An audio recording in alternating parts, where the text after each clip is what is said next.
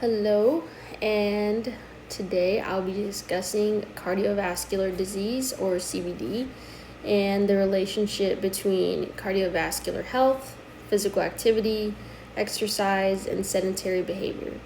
Cardiovascular disease is an especially important topic because it not only extremely common, but it is also one of the major causes of preventable illness and death worldwide. Um, I'll first discuss what makes cardiovascular disease such an important public health concern, then explain the two most common forms of cardiovascular disease, identify controllable risk factors, and finally discuss how exercise and sedentary behavior influence our risk of disease and mortality. So, moving on to the first slide. So, we're going to talk about the number one cause of death worldwide. So, to begin, cardiovascular disease is the leading cause of death worldwide. According to the World Health Organization, cardiovascular diseases were responsible for approximately 19.8 million deaths in 2022, representing about 32% of all deaths globally. Even more importantly, about 85% of those cardiovascular deaths were caused by heart attacks and strokes. This is important because cardiovascular disease is not one single disease. It's a broad category of disorders involving the heart and blood vessels. Some forms develop gradually over many years because of risk factors such as high blood pressure, smoking, poor diet, physical inactivity, obesity, abnormal blood lipid levels. It's just across the board, many different things. The good news is that many of these risk factors are modifiable or controllable. That means that although we cannot control every factor that contributes to cardiovascular disease, there are many lifestyle behaviors that we can change, that we do have the ability to dictate. Physical inactivity is one of the most important one of those behaviors because regular exercise can improve blood pressure, body composition, blood lipid levels, insulin sensitivity, and just overall cardiovascular fitness. So we're going to move on to the next slide. We're going to talk about the two most common forms of cardiovascular disease. So the two major forms of cardiovascular disease we'll be discussing are just going to focus on coronary heart disease and stroke. So coronary heart disease, also called coronary artery disease, occurs when the arteries and supply blood to the heart become narrowed or blocked. The primary process behind this is atherosclerosis. So over time, the substances such as cholesterol or other lipids accumulate within the arterial wall and contribute to the formation of plaque. So as the plaque grows, the artery becomes narrower and blood flow can become restricted. If plaque ruptures and a blood clot forms at the site, blood flow can become severely blocked. So if the heart muscle does not receive blood oxygen for long enough, part of that heart tissue will become damaged and die. So this is what is commonly referred to as a heart attack or myocardial infarction. So the second major form is a stroke. So this occurs when blood flow to part of the brain is interrupted or when a blood vessel in the brain ruptures. The most common type is an ischemic stroke, which occurs when a blood vessel becomes blocked. A hemorrhagic stroke, on the other hand, occurs when a blood vessel ruptures and causes bleeding in or around the brain. So both coronary and artery disease and strokes have many of the same underlying risks. So high blood pressure, smoking, physical inactivity, unhealthy diet, obesity, diabetes, abnormal blood lipids, and all these things just can contribute to cardiovascular disease. This is one reason prevention is so important. Addressing these risk factors can potentially reduce the risk of multiple cardiovascular diseases at the same time because they kind of all just are on the same, plane. A lot of, one happens, the other one happens. So if you can prevent one from happening, more than likely chances are that you can prevent all of them from happening. So now we're going to move on to the next slide. So controllable risk factors for hypertension. So we're going to be looking specifically at the controllable risk factors for coronary artery disease and hypertension. So some of the major controllable risk factors include some of the things we already talked about: physical activity, unhealthy diet, smoking, excessive alcohol consumption, obesity or excess body weight, and poor management of blood pressure and blood lipids. Hypertension, or it's also just known as high blood pressure, is particularly important because it places increased stress on the cardiovascular system. When blood pressure remains elevated over a long period of time, the heart has to work harder to pump blood, and the increased pressure can damage the walls of blood vessels. So over time, this can contribute to atherosclerosis, heart disease, stroke, and just other cardiovascular complications. Physical inactivity is another major risk factor. When someone is consistently inactive, they are more likely to develop poor cardiorespiratory fitness, excess body weight. They become insulin resistant, and just other metabolic problems that can increase cardiovascular risk. Smoking is also extremely important because tobacco use causes damage to the blood vessels and just contributes to atherosclerosis and clot formation. Diet is also important because excessive intake of sodium, saturated fats, just other unhealthy dietary patterns can contribute to hypertension, obesity, and just abnormal blood lipid levels.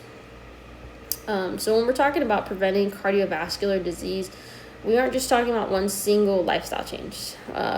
We're talking about addressing several interconnected behaviors and risk factors. Because at the end of the day, like I said, if you can prevent one, you can sort of prevent a lot. It's not just it's targeted. Everything it's gonna be super connected. That will, we're gonna move on to the next slide. We're going to be talking about the relationship between physical activity and disease and mortality. So I think this is one of the most important relationships throughout this presentation. So it's the amount of physical activity a person performs and the risk of disease and mortality. So research just consistently demonstrates a dose-response relationship between physical activity and health. In general, as physical activity increases from very low levels, the risk of premature death and cardiovascular disease decreases. The relationship is not perfectly linear, meaning the largest improvements tend to occur when a person goes from being very inactive to becoming moderately active. One large systemic review and meta-analysis examined more than 36,000 adults using device-measured physical activity. The researchers found that most people and the people that were in the most active groups had substantially lower risk of all-cause mortality compared with the least active groups. So the study found that physical activity of different intensities was associated with lower mortality risk. So it's all about moving, finding ways to be active, because like it said, it's not perfectly linear, but it's pretty close. If the more that you work out, the more that you put energy into making sure that your health and fitness is at a good level, the lower that you are for risk of mortality, and the lower your risk, you're in the risk category for heart disease. So yeah, this is important just because it means that someone, you don't have to be an elite athlete to receive meaningful health benefits.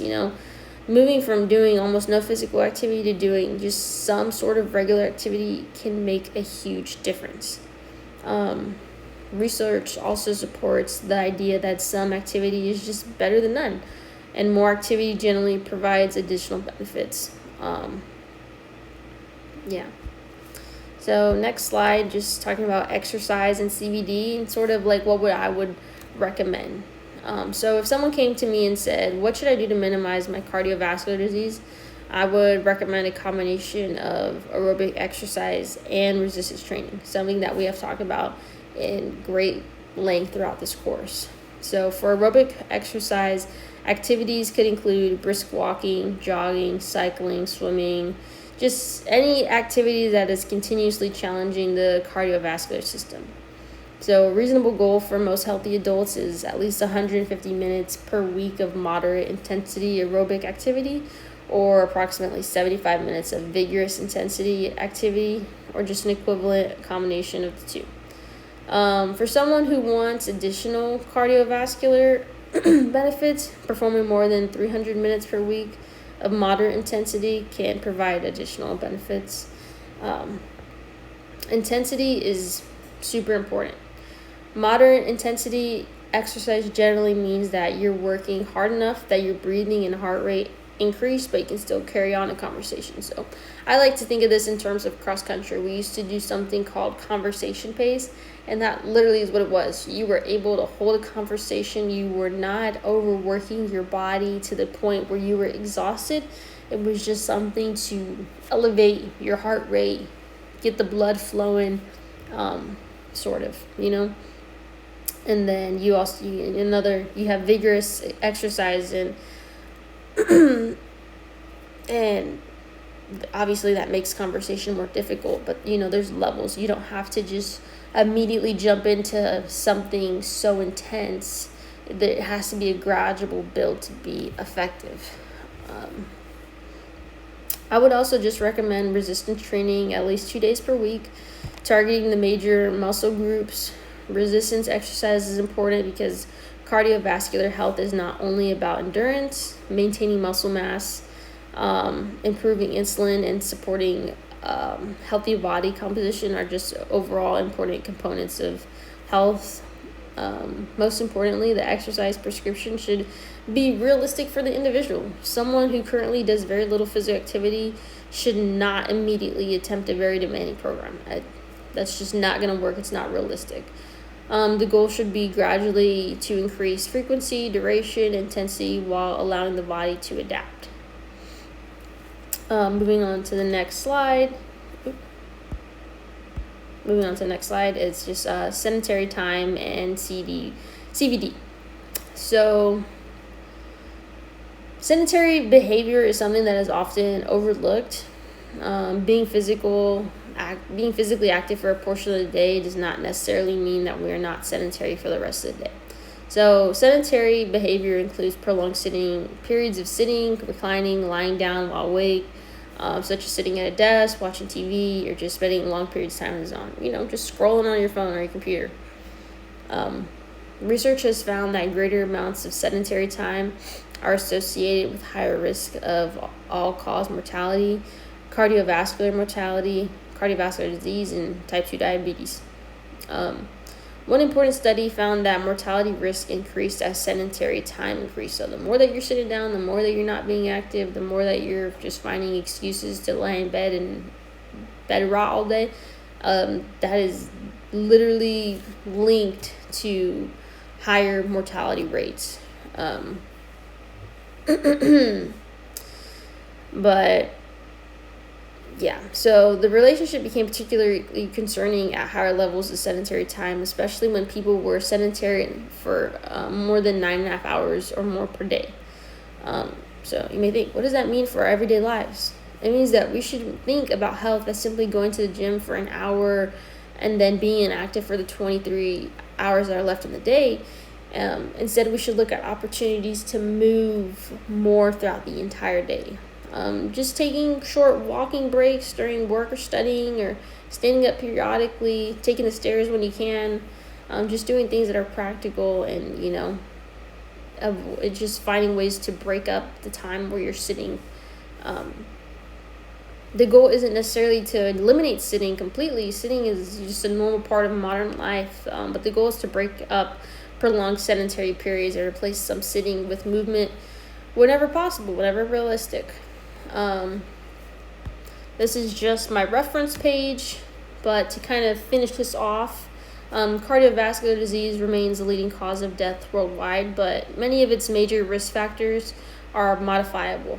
Two major cardiovascular diseases were discussed, were coronary heart disease and strokes. So coronary heart disease is largely associated with atherosclerosis and reduced blood flow to the heart, while stroke results from interrupted blood flow to the brain or bleeding with the brain. We also discussed how controllable factors such as physical inactivity, unhealthy diet, smoking, obesity, excessive alcohol consumption, high blood pressure, they're all can increase cardiovascular risk. Most importantly, the evidence shows that regular physical activity lowers the risk of cardiovascular disease and premature mortality. We don't have to become professional athletes to benefit. Not at all, not even close. Beginning with manageable amounts of physical activity and gradually increasing our activity can provide meaningful health benefits. We got to remember that exercise and sedentary behavior are two different but related issues. Exercising regularly is important, but so is avoiding excessive uninterrupted sitting throughout the day. Just ultimately, cardiovascular health is not determined by what we do for 1 hour at a gym. It's influenced by the choices we make throughout the entire day, and more importantly, by the habits we maintain throughout our lives. But that's all I have. Thank you so much for listening, and yeah, thanks.